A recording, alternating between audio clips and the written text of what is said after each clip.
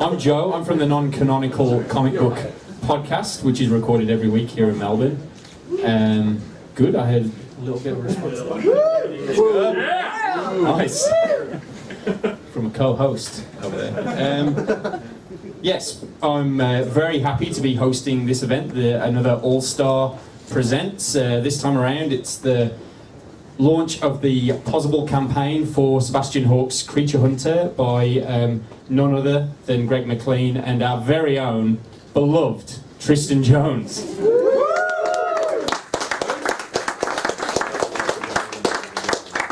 Actually, I'm very nervous. I don't usually do these hosting gigs. It's usually Larry that does these. Is everyone here familiar with Larry from Yeah, small ripple of applause. He's away this weekend, so he couldn't do it. Sorry. So he's stuck with me. He did, however, leave me some notes. He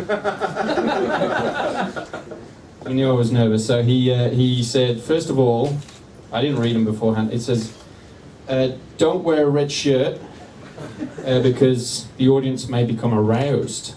It says here. There's a lot of stuff about Don Lane. Like loads of it. He says, okay, if you get really nervous, try and have a story related to a childhood trauma at hand. The sexier the better. Yeah. Yikes. And he said, if you do get nervous, just try and imagine the whole crowd naked. That's, of course, unless they're wearing red shirts. Good. Some response to that one. Is that you, Mitch? Nice. Anyway, look, let's not fuck around. You didn't come here to see me. You came here to see Greg and Tristan, so let's get them up here to make this excellent trailer we're about to see, which is the promo where we're going to see more awesome artwork like the stuff you've seen up here by Chris DiBari, and a short message from the guys responsible for the book. So hold on to your hats, dim the lights, and let's have a look.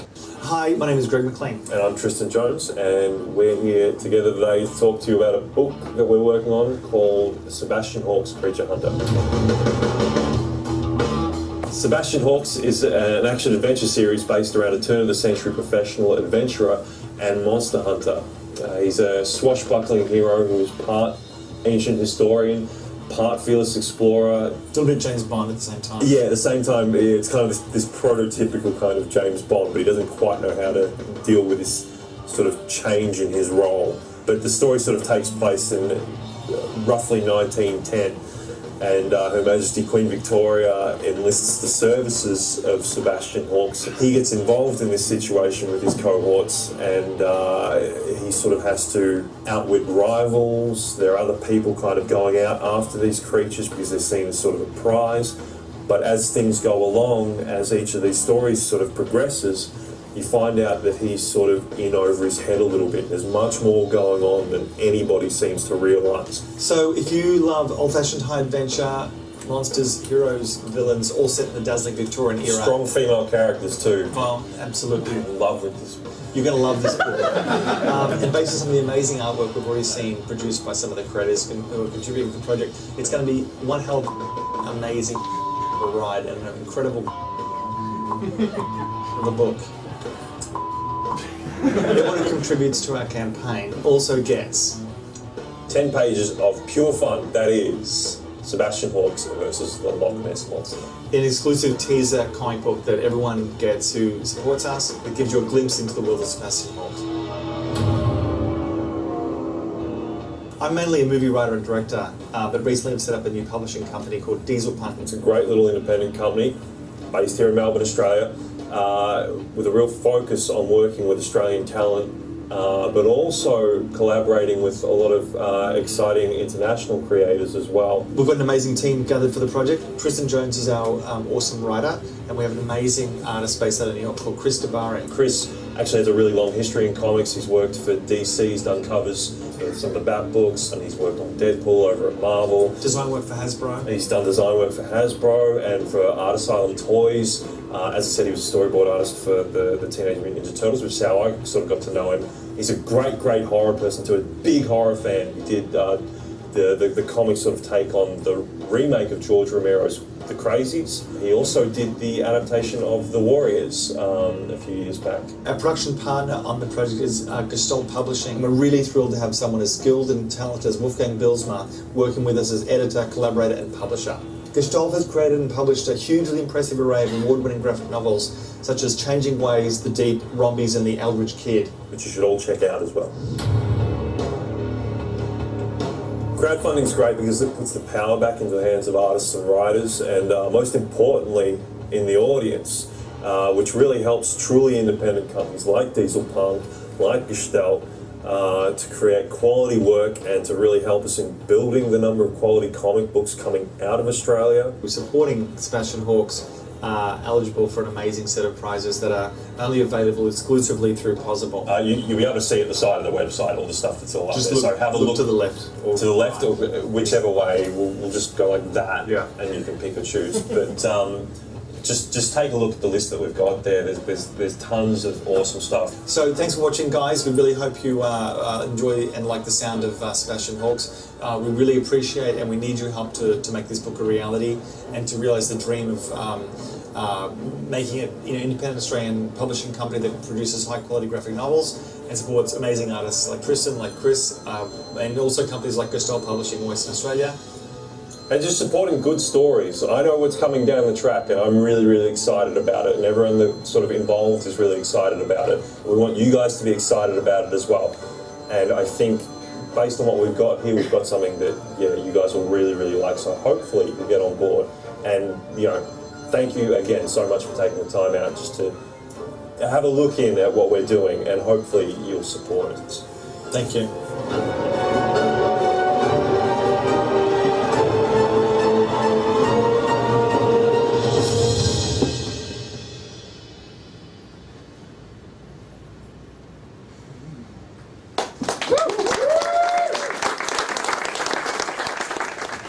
Now, we heard a lot of very exciting stuff in the trailer there.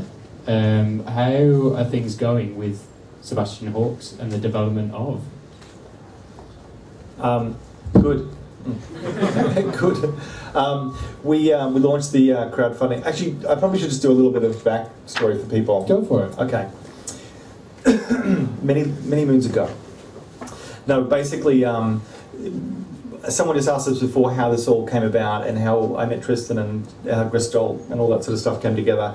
I met Tristan just over here at this counter not that long ago, and we were just, I think we were just talking. I didn't really know you at all, did I? No. We're talking generally about stuff, and I can't actually quite remember how it happened, but within a short space of time, Wolfgang Bilsma was over in Melbourne doing a documentary thing with the ABC, following him around, making a documentary about publishing in Australia and his company.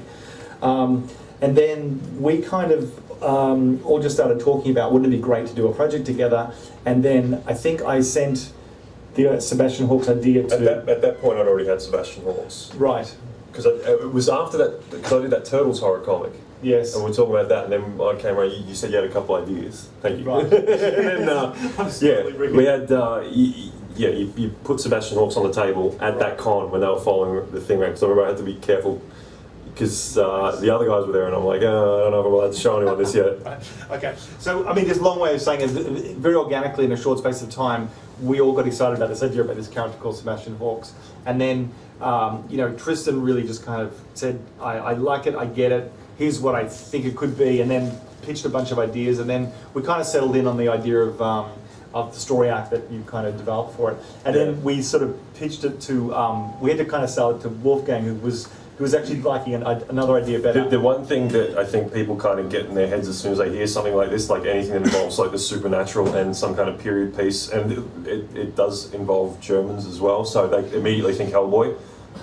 And I like Hellboy is one of the few books that I've sort of read, consistently for a long, long time, and I've kind of gone to great lengths to make sure it's not, in line with that. And that was kind of the chief concern on Wolf's end, that it was just going to be another one of these things. But when he saw the pitch and the story, and I spoke to him about it, he was kind of like, oh, this is nothing like that at all. Then yeah. It's a much different. I mean, tonally, from my point of view, my interest was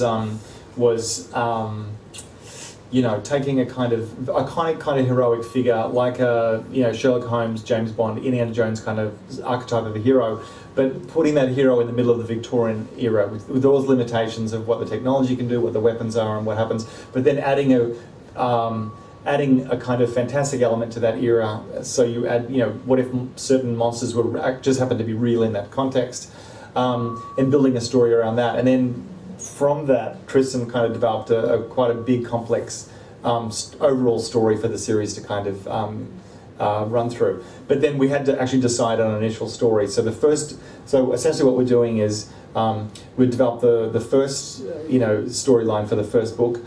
We decided, why don't we go and crowdfund the project. Tristan said, hey, I know this guy called Chris DiBari, who's this incredible artist in New York, who, Tristan, you'd worked with before on Turtles? I knew him through Turtles because he did storyboards for the cartoon show while I was doing the comics. Right. It was when Mirage still owned it, and then we kind of just gelled over horror films. We were just talking shit one night, and then we kind of started doing creator-owned book, and then when this came up, I thought, you know, I'll push him your way and see what you think. Yeah. And it worked out. Yeah. Well, I mean, I saw his artwork and it was just like, this guy's incredible. But also, I think the important thing with this kind of, or I guess with any kind of story, is really, you know, picking the right lens. This is just my film director side coming in. You kind of pick the right lens to tell the story through. And I guess there's a level at which the artist in a comic book is really the director in a way, because they basically design the imagery and the way the story sort of unfolds in many ways. Obviously following the script of the writer and the other creators, but they're very much they're a combination of the director and the DOP in a weird sort of way. But telling this kind of story, which is actually fantasy, but with a very keen eye on reality and realism in the storytelling style, was something I thought was really important. And that was something we talked about. Leon was saying, you know, it should be quite a well realized fantasy. It's almost like the more fantastical something is, the more realistic it has to be. If that makes sense. Yeah. Because otherwise, it's just kind of, it has no rules, it has no grounding in reality, it just becomes crap. Yeah. It's kind of like the way that we've seen it, because I've been working on the Loch Ness Monster story with Chris, especially with the visuals, because it involves a diving suit, and they didn't really have sort of scuba gear or anything like that until I think like the 30s, or the 40s or something like that, and you know, it's just sort of early 1900s, but yeah, sort of working on that, and Chris has got this really sort of great visual sense about everything, and as you said, you know, he's really kind of integral in sort of putting it all together and all out there, and it's looking really good so far. So yeah. Sorry. I was going to say, Tristan and Greg, you mentioned one of the limitations you imposed on yourself was that it's hard to pitch something of this subject without someone automatically thinking of something that's already been printed. So how did those limitations influence you, and what challenges did you impose on yourself as a writer to say, okay, let's make this different from this?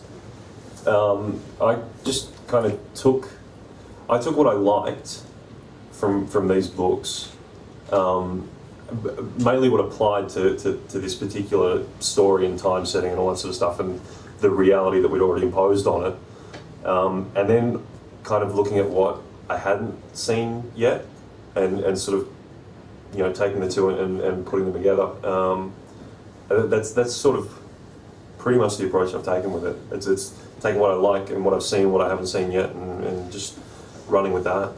I think one of the other things is that is keeping the central hero, and the central hero is obviously human, as opposed to the Hellboy things where he's you know, obviously not human. So having a very human character encountering these these really fantastical kind of situations and creatures, but treating them from a very human point of view, which I think is a really great thing about you know, all the classic serials that the Raiders of the Lost Ark series is based on.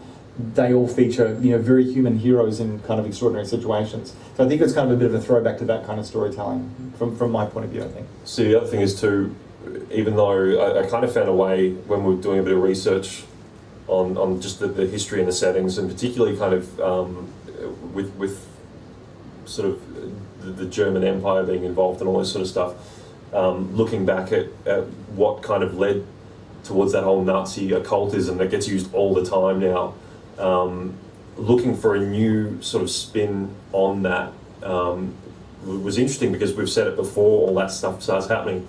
It's actually allowed me to find a way of sort of making these yetis and other kind of monsters.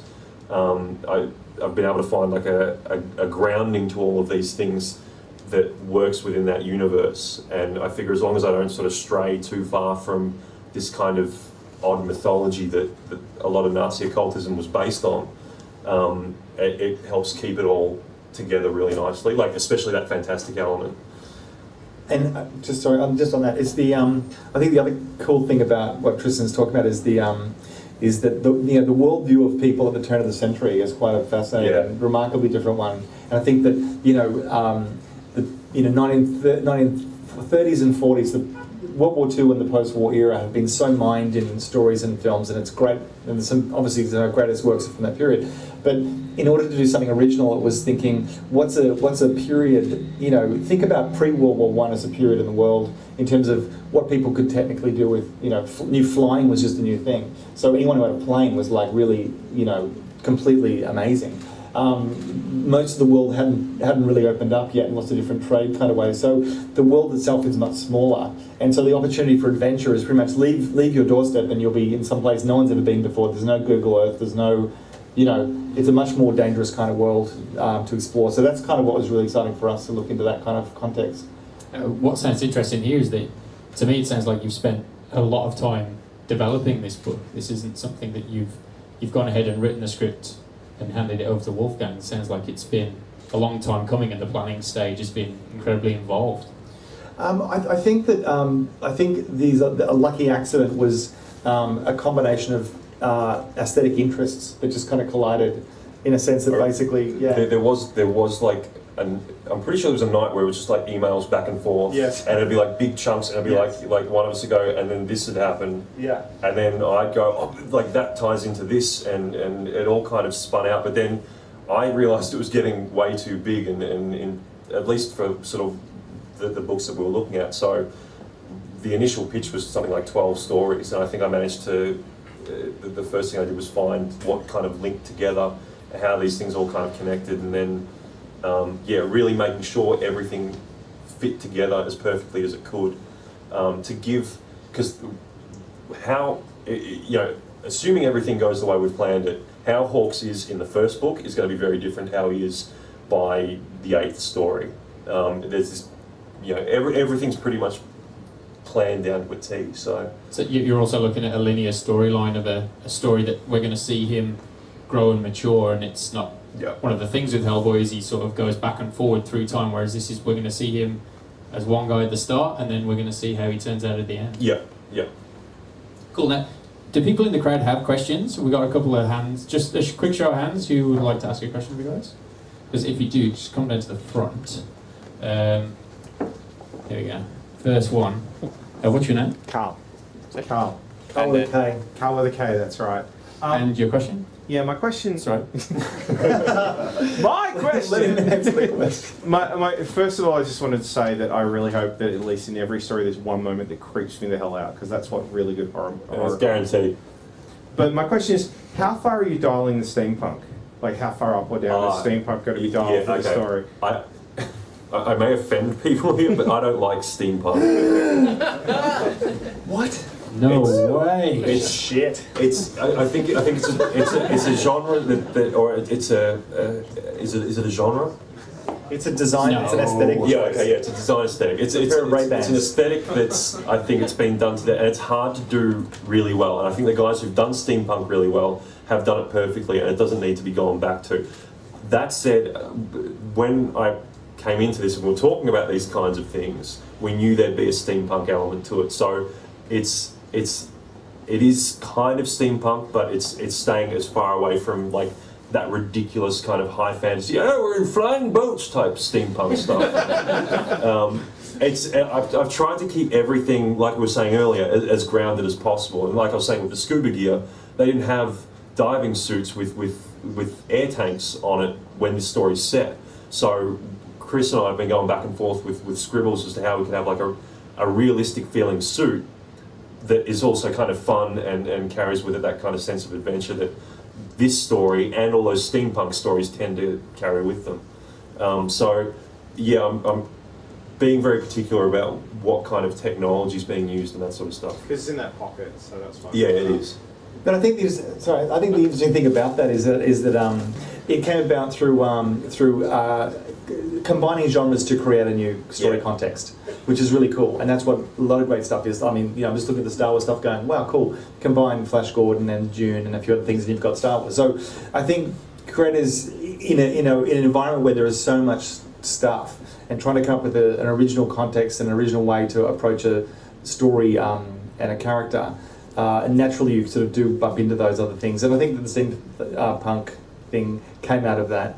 But we're keeping a wide berth from just the frilly tops and all that. Yeah, it's what I was saying before about seeing what's out there, seeing what's been done, and seeing what I like, and those sorts of things. So I am taking elements from steampunk stuff, sure, but I'm just taking what works for the story itself, and trying to make it something that I haven't seen done before, that people kind of find new and fresh. Hopefully. So just the jackets and the boots. Yeah, pretty much. Now, Carl mentioned at the start scares and being creeped out by the book. So we are looking at I know it's a Monster Mash sort of book, but we're going down the horror road with the book also, right? I mean, tonally, and this might be, it might vary a little bit, but I think tonally it's actually, the way I describe it is kind of high adventure in tone overall, but with genuine moments of horror and suspense. There's I've seen, you probably saw there's a design for a mummy in the video there. That's kind of key to everything that's going on in this story. And I keep kind of thinking, because I know I want pretty much everyone to be able to read this, so I don't want to lace it too much with horror. I mean, I can write other books to do that. But pretty much the kind of horror you'd see in Raiders of the Lost Ark, like that's about as far as I'll go in this one. That said, there's a vampire story further down the track. And again, like vampires, to me, are like steampunk. They've been done pretty much every good way already. And there's one kind of bridging story in this overall arc that we sort of hit on that involves vampires that I'm actually really looking forward to getting to.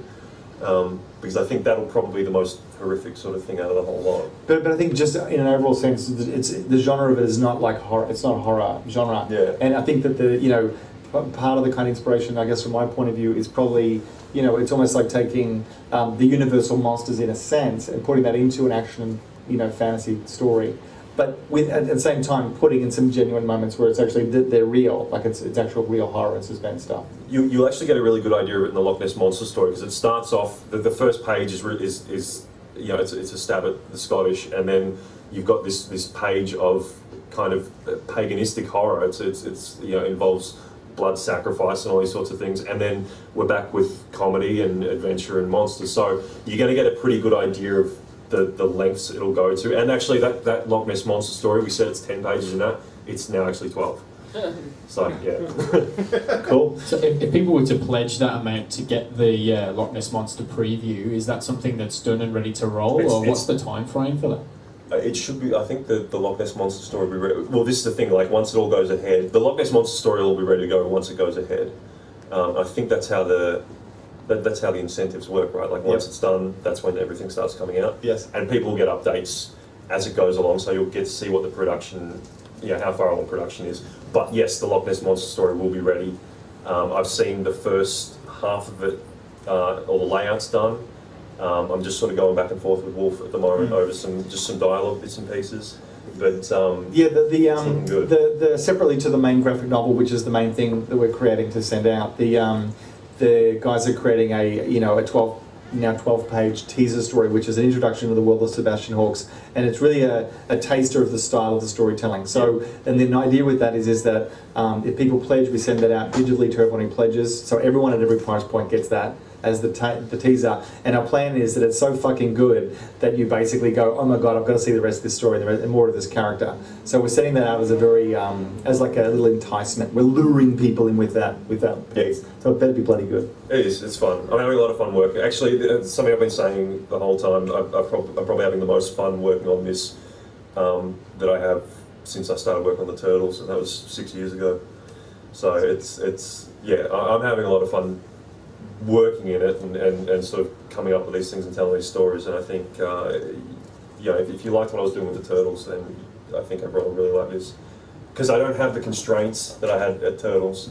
And like we were saying about crowdfunding, this is what's great about it, is like we can sort of sit here and gel ideas back and forth, and the constraints and a lot of the red tape's not there. We can just tell a story and give it to you guys the way we want it to be, without, you know, we just have to convince one guy in Western Australia and then we're good. They're pretty easy to convince as well, Yeah, pretty sure.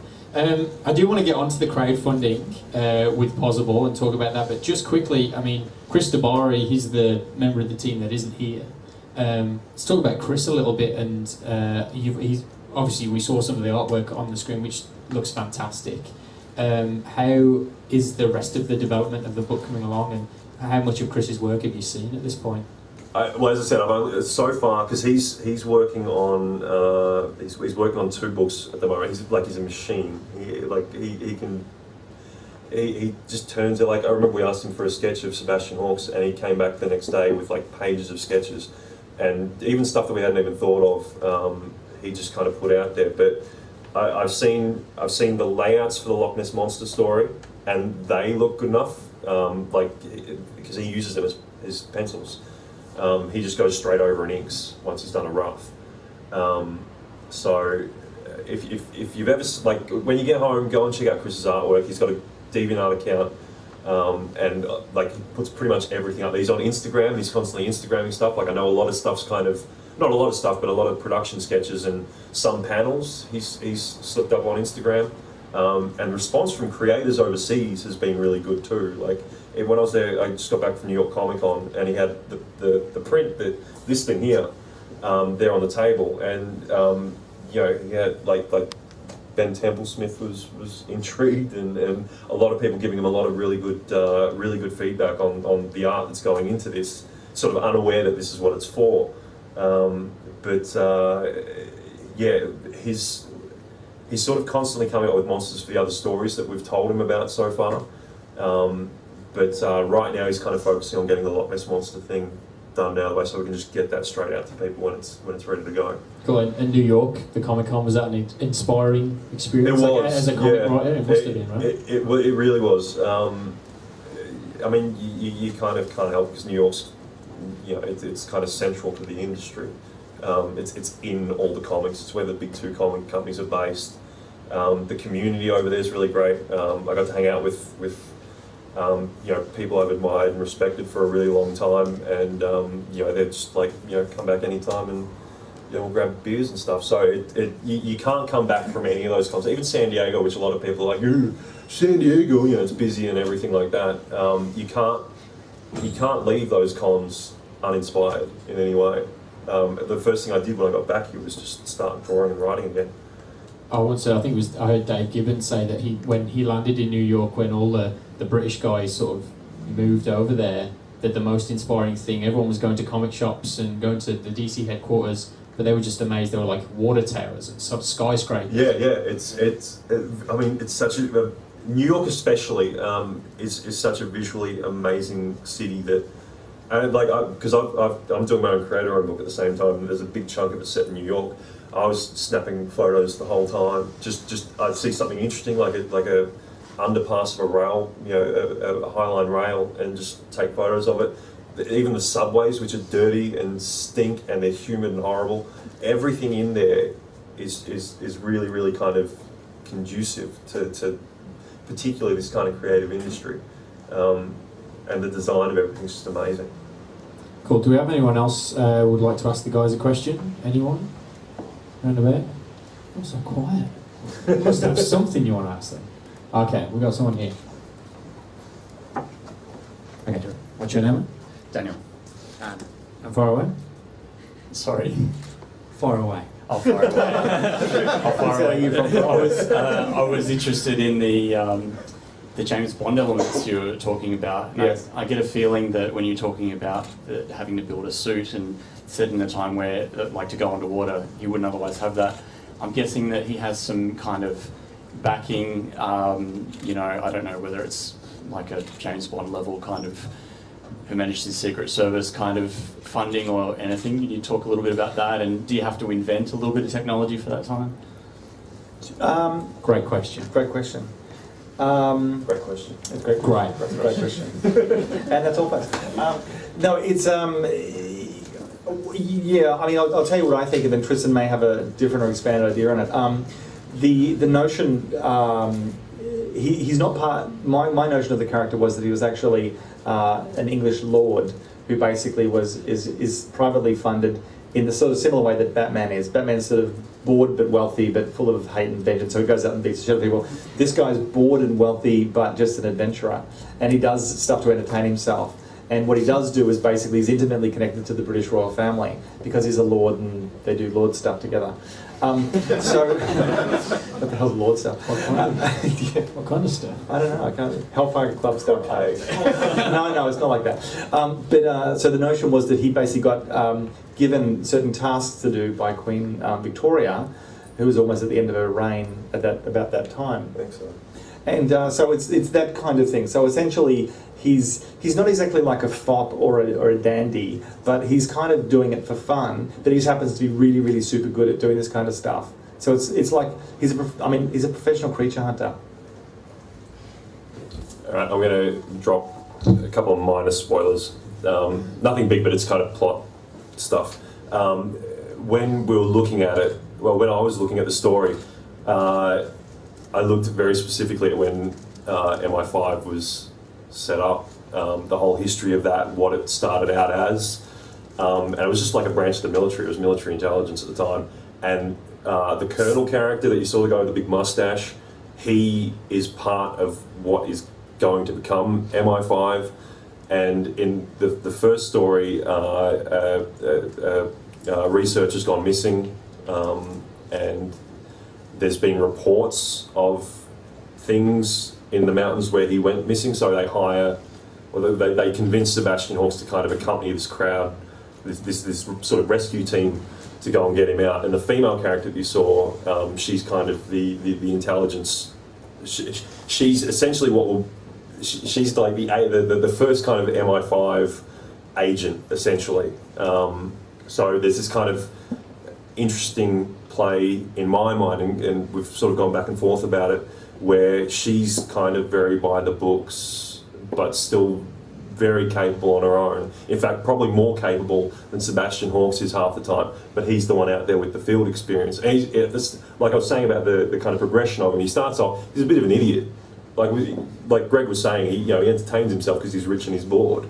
So he goes and invents guns that will kill big animals and stupid things, and uses them on pheasants and just really I kind of based it on Graham Chapman a lot, like his military characters, particularly in Monty Python.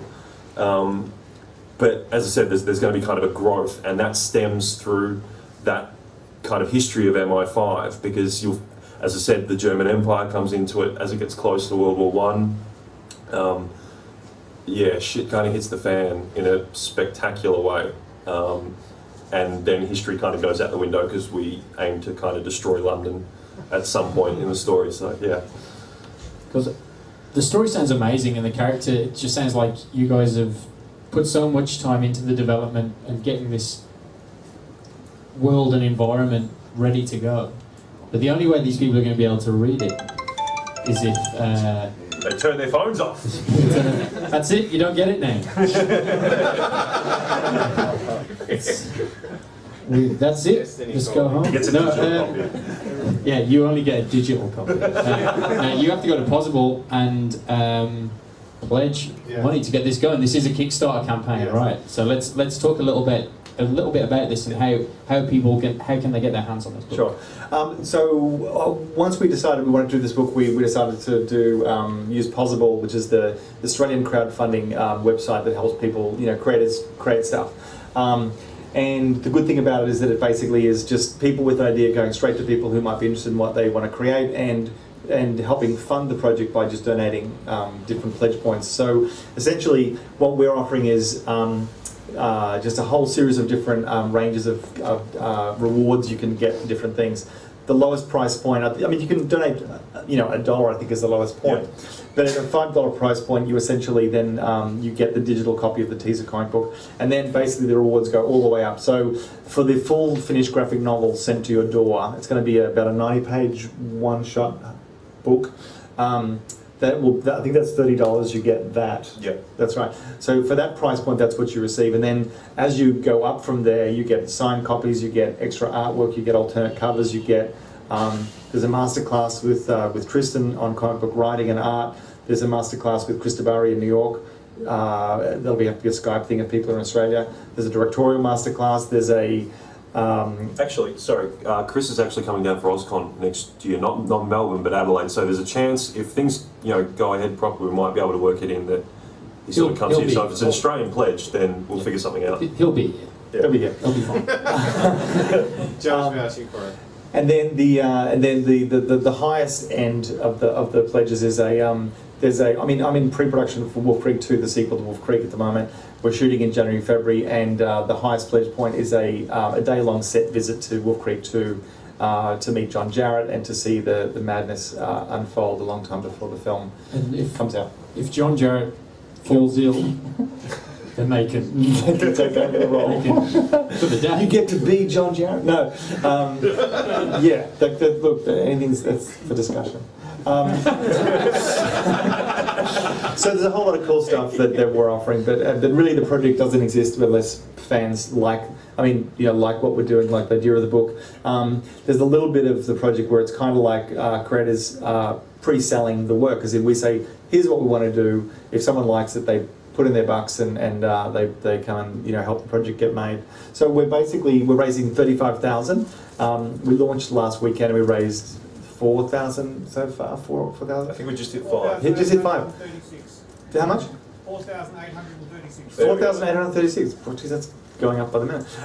So that's pretty good for a week. So we've got about 79 days to go. So but if we reach our target in 2 weeks, then we start production in 2 weeks on the book. So we really rely on people to support it. And if people like the idea, don't be afraid to tweet about it, Facebook it. Tell people that there's this cool book they should check out, and if they like it, they should donate and help it get going. And also just the other thing is what we're really trying to do is make an incredible book that we can be really proud of, but also make this the first of many books that we produce out of Dieselpunk, and probably a collaboration with Gestalt as well, because there's not a hell of a lot of Australian comic book publishing companies, but my idea was... The other thing that's key there too is there's not a lot of funding for Australian comic book, like in general. So that's true. So crowdfunding is a really good way to do that. But what I would like to see is a really absolutely high-end comic book publishing company in Australia that produces amazing work. And there's so many incredible creators and writers and artists around that if we can find a way to give those guys the platform they need to create works from Australia as a base, then that would be great. I mean, you mentioned there that there's no financial support for Australian creators, primarily because there is no Marvel and DC out here, and so if people can't fund it themselves, then the books don't get made. And I mean, it's easy for people, and it's easy for us as me and Josh, we critique comics like every week, and it's easy for us to sit back and say why are there no good comics. But if people can't come up with the bread, so to speak, and crowdfunding is one way of securing yourself and securing your investment and getting the book out there for everyone. That's right. I think I think it's one of those things almost about. It's also changing perceptions a little bit as well, because I think there's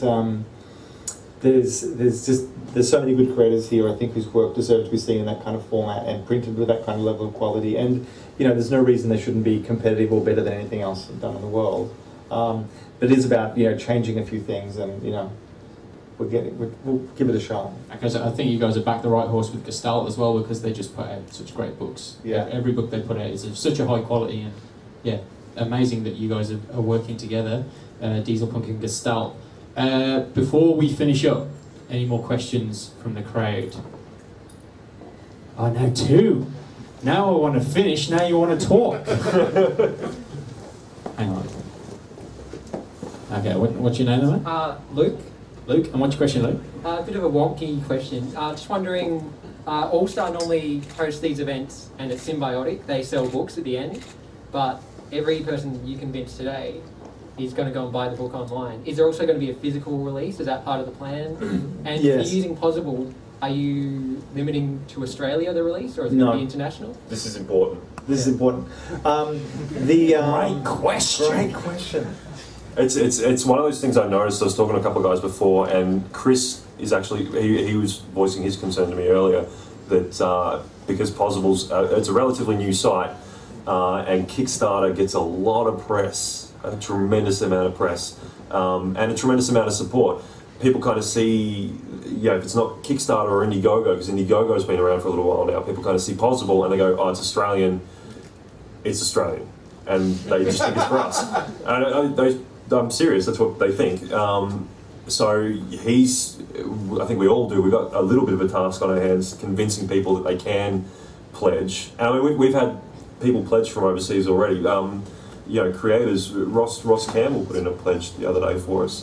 He's a friend of mine that met over there. He's worked on Glory and all these sorts of things, but it's just, it is one of those key things. We want people to know that if they are overseas, anywhere in the world, they can pledge, we'll ship it out to them. We just want people to be able to read a good book. So so it's global. Wherever people pledge from, they will receive their book. And so there is a physical book that will be produced, which is the entire exercise. So the rewards either side of that are really to support material, to support different pledges. So for example, what will get you the basic graphic novel delivered to your door is the $30 price point, which is what you'd sort of generally pay for that kind of book in a store.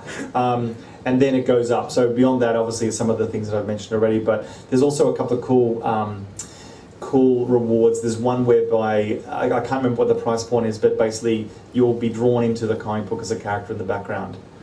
So you'll be forever immortalized. Already. Yeah, I know. But there's also only a couple of each reward. So for example, for the masterclass, there's only like 2 or 3 slots. So once they're gone, they're gone. There's only 4 or 5 people who can get that reward of being drawn into the comic book. So there's all these really cool, fun things like that. There's things where you can be drawn as a character with Sebastian Hawks by Tristan or by Chris. So there's some fun stuff as well to come along with it. But just to be clear, once the funding is raised, we start production. Then within we think we've got about an 8-month turnaround for production of the whole book. I think so. Yeah, so then we'll basically create about 3,500 copies of the books, and then the books go, they get posted out all over the world, and they arrive, and then you all write incredible reviews and say it's the best fucking thing you've ever read in your life. But see, like all along the production too, like you'll get updates as it's coming along. So it may even be quicker. I know Chris can work alarmingly fast sometimes, and it's all so kind of clear in my head that all I have to do is just sort of sit down and I've already started writing it, but I've got other things that I need to kind of prioritise because they're paying my bills right now. But as soon as everything goes ahead, we want it out there. Like Chris is crazy excited about this book, and he just wants to get it done and get it out there. It's quite amazing how it doesn't take a hell of a lot. Like it's actually quite. It's very. It's amazing how quick it actually. Like even hearing that number that it is now. Like this afternoon, it's gone up. It's going up incredibly rapidly. So it's quite amazing how dynamic crowdfunding is in terms of basically pitching an idea. The creative control is just here, and one guy in Western Australia we have to convince of everything, and then he's easy, and then that's it. And then the next thing that happens is it goes into production, comes to you guys. So it's quite remarkable how It's the best thing about crowdfunding is, again, we're avoiding all that red tape. Like, if we were to go through Dark Horse or RDW or something like that, they have their priorities in terms of how they run their business. They've got to do their licensed books, the books they've got contracts for. That's fine. But with this, and see, we could go through Image, which is essentially, the same kind of deal as what we want to do, but there's such a backlog with how that company works. And, even then, sometimes you've got to know the right person to get a look in there. It's great because we can just go, we're going to make a comic now, here it is, bang, and you guys have got it when it's done. And you can watch it get made because we'll update. Yeah, the good thing about the Possible side is that it's very interactive with people who are contributing to the book, so that everyone's on the same mailing list. So when we get a new piece of artwork or a new sketch or a new idea, we can basically say, this is what's happening this week. It's quite fun. It's a really dynamic way to do things. And because the book's being produced in Australia, away from the sort of the beating heart of the industry in the States, that I should imagine a portion of the money raised will go to keeping it in print to support stores like Kickstarter and Minotaur and what have you, outside of the books that go out to the people who initially receive it. Absolutely. Yep. Now, I know who this guy is. Fred. Fred? Yeah. What's your question, Fred? So you're just talking then about possible and crowdfunding. Do you ever think that if you were going through a established publisher like Image or Dark Horse, that some of those limitations might help the book in a way, in that if doing it by yourself it would be too big, you might have too many ideas and it would just kind of run away from you slightly? I think that's why we've partnered up with Gestalt Publishing, because their role is not only the technical and creative support of actually making the book and making sure it gets completed in people's hands. It's editorial, and that's really their function, is to take all the crazy, wacky 1,000 storylines and monsters and shit and focus it down to a very precise, clear piece of storytelling. And I think if we didn't have them, you're right, it would be just like this crazed mess of ideas. That would never turn up. But because we have those guys, running the deadlines and schedules and cracking the whip, it's insurance from all of us that will get done. But also, that said, because I've worked primarily on licensed projects in the past. I've worked with Disney on projects that never saw the light of day. So I know how these companies work, and I'm already in a mindset, even with my own creator-owned stuff. What is too much, what is not enough. And when Greg and I were going back and forth with all these ideas, it became very clear to me very quickly that needed to wait for then, this could come now, and it was a matter of allocating everything. So I think what's been great about working on the licensed books is I'm aware of that when I'm writing it, and because I'm used to primarily writing done-in-one stories as well, having that kind of time, or that page count limit keeps me kind of focused as well. So yeah, I'm already fairly aware of what's sort of going on. But you are right, things can get crazy. Charles? That's fine, mate. We have one more question. I have one more question before we wrap things up. What's your name now, mate? Steve Dillon. Steve Dillon. So just if my understanding of crowdfunding is right, the best thing is it's no risk, right? I pay my $30 if I like the book, and the book either gets published, or I pay, and I get a copy of the book for $30, or I don't pay. Is that correct? Yeah, the good thing about crowdfunding is that unless the entire amount you're trying to raise is raised, nothing is processed whatsoever. So for example, raising $35,000, if we raise $31,000 and we don't get the final part, nothing is, all the pledges just go back. They don't ever leave your credit card or your donation. So it's kind of sitting there until the goal is reached. So we really, we hope it gets to that goal point. But yeah, you're right. It's no risk. Yeah, no risk. Indiegogo is different though. Right. Indiegogo's the only crowdfunding site, I believe at the moment, that whatever is raised in pledges is kept by the person who's created the project. We should be doing that one. Okay, so I think that's it for questions. So let's have a big hand for the two guys involved. Thanks, guys. Thank you very much.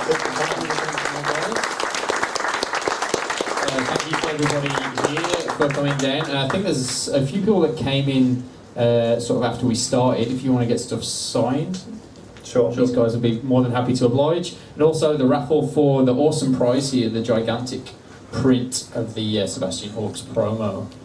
Print there will be drawn is number 45. Right here. Right here! Wow, well done to Dan. That's the question over there. In this gigantic print. Do you have space in your house for this, Dan? I have wall space, it's going to happen, so yeah.